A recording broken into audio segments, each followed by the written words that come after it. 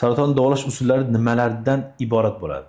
Endi davolash onkologiyada sal individual hamda undan tashqari mana erta bosqichlarda o'sha erta bosqichda o'smani razmerlari hamma qayerda uchrashidan qat'iy nazar juda kichkina bo'ladi.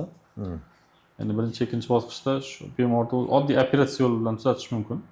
Operatsiya yo'li bilan. Bitta qo'lga operatsiyani o'zi yetadi. Endi ayrim kasalliklar bunda qo'shimcha lecheniylar qilish kerak bo'ladi, maxsus lecheniylar. Уже 3-4, ya'ni keskin bosqichlarda bemorlarda уже operatsiya keyinchalik o'sha ximiya nur olishga to'g'ri keladi. Ya'ni bu o'sma olib tashlagan bilan 3-bosqich yo 4-bosqichda qonga limf orqali o'sha tarqagan bo'ladi. Yo qo'shni a'zolarga o'sib ketgan bo'lishi mumkin. O'sha tarqagan, ya'ni loyqalangan suvni tindirish maqsadida maxsus lecheniya, ya'ni onkologiyadagi ximioterapiya muolajasi qilinadi.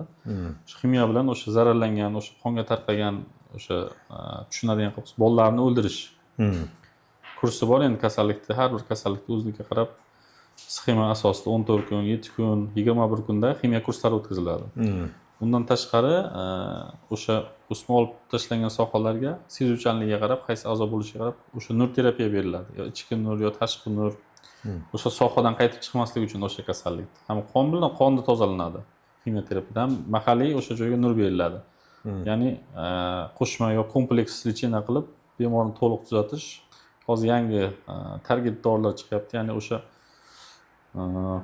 sezgirligiga qarab yangi Qaysi genetik kodda buzish bo'lsa, o'sha joyga qarab o'sha target dorilar chiqdi. Endi samarasi asta-asta isbotlanyapti. O'sha dorilar hozir qo'shimcha ravishda butun dunyoga tarqalyapti. O'sha standartlarga deyarli